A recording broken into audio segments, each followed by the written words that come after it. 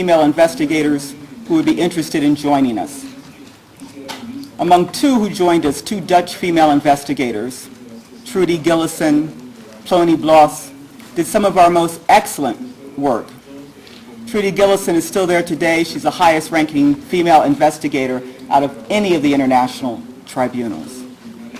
We had female investigators come from Nepal, from the United States, from France, from Latin America, and each of them took up their duties, which meant that sometimes they had to fight the male on the investigating team, in addition to investigating the sexual violence. Judge Goldstone set up an in-house harassment policy.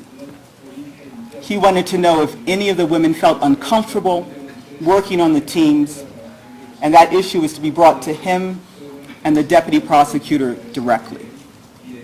So the first part of our strategy was to get our in-house gender focus functioning. Then our second part was what would we do in the field? And in the field wasn't just the former Yugoslavia. It was also in the field of international law. We devised a legal strategy that looked at conduct that could be charged under various types of crimes. Sexual assault conduct that equaled torture, sexual assault conduct that was the equivalent of enslavement, sexual assault conduct that was the equivalent of inhumane acts. These were some of the crimes that were under our statute. We also decided to try and make the rules as conducive to our investigations. And I remember that we were very proud that we changed one word of the procedural rule that related to sexual violence, that the victim would not be called she, it would be called the victim, and therefore we could look for male sexual violence, female sexual violence, and the rule would apply. The other thing we did, and this I give an immense amount of credit to one of my colleagues, Nancy Patterson. Nancy Patterson, as soon as I was named legal advisor, some of the people in investigation did not appreciate that and named Nancy Patterson the head of the sexual assault investigation team, trying to divide us. Well, instead of dividing us, Nancy and I decided to get together and work on a strategy where she would undertake the initial investigation and I would do the legal research and make sure that with evidence that came back, we would have a legal vessel and vehicle.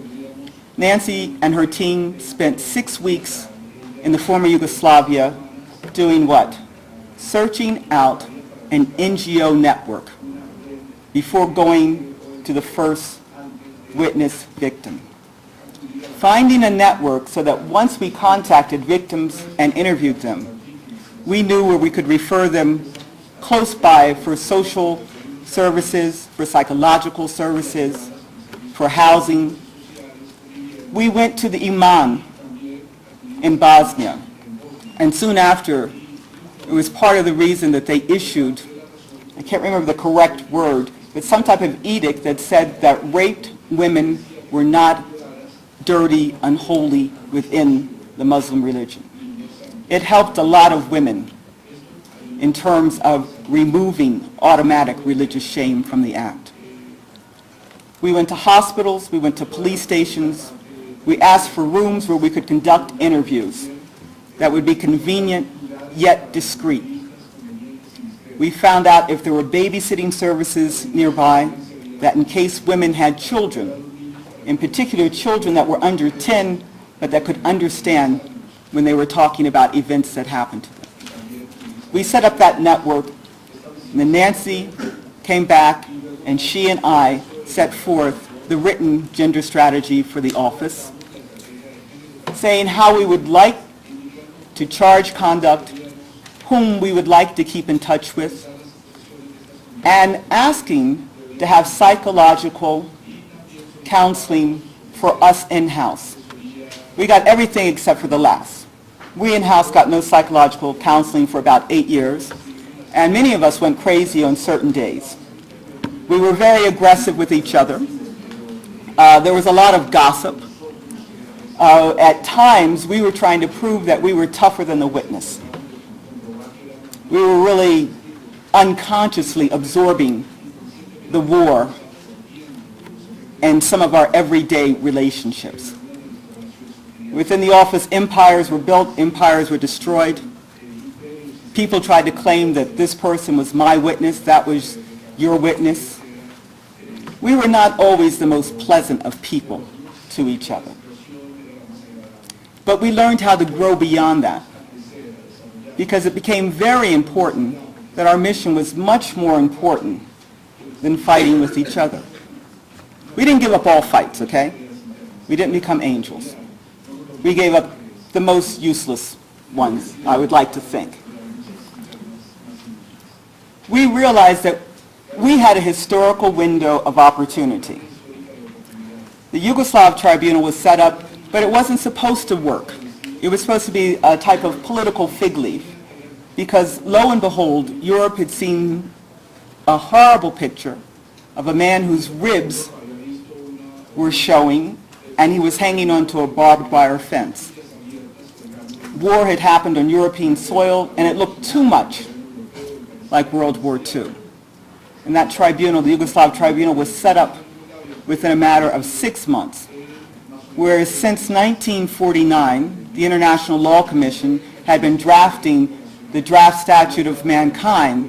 The Yugoslav statute was written by civil servants in New York at the Office of the Legal Advisor in a matter of weeks. Since we were not supposed to work, we became even more dedicated and concerned with working correctly and making sure that sexual assault was not only investigated consciously, but that it would be prosecuted. We were very interested in making it within our first couple of cases, including sexual violence. And then lo and behold, within 18 months, Rwanda descends into genocide. 800,000 people were either killed or seriously maimed in the genocide. I truly believe if the Yugoslav tribunal had not been set up, they would not have set up a tribunal for Rwanda. But after doing it for Europe, you had to do something for 800,000 people. And not only was it a strike against impunity, but the Rwanda tribunal went a bit further and included more sexual assaults within their statute. The Rwanda statute was set up even less time than Yugoslav statute because they knew how to do it. And they included sexual slavery and rape in the statute, rape twice. Let me tell you, we knew that the cultural values were changing in terms of sexual violence. And we wanted to take advantage of that change, that moment of change in cultural value. I'd like to tell you that the first case, the Tadic case, was a successful case that included rape. It did not. The sexual assault witness, who was female, decided not to come forward for her own reasons. We were disappointed, but she could decide when she wanted to come forward. On the other hand, the first case had male sexual assault in it, egregious male sexual assault. 2 male prisoners were forced to lick the buttocks, suck the penis, and eventually bite off the testicles of a 3rd male prisoner. So our first convictions for sexual violence was for male sexual violence as war crimes of inhumane treatment and cruel treatment. But by this time, investigations were going on. In the second case, we had both male sexual assault and female sexual assault, and convictions were brought forward for it. Our third case was only about 1 female, and the part of the case that went forward was the 1 day she spent in a paramilitary barracks being sexually tortured, forced nudity, threatened to cut out her vagina with a knife, and then constantly raped in front of about 50 paramilitaries, anally, vaginally, and orally.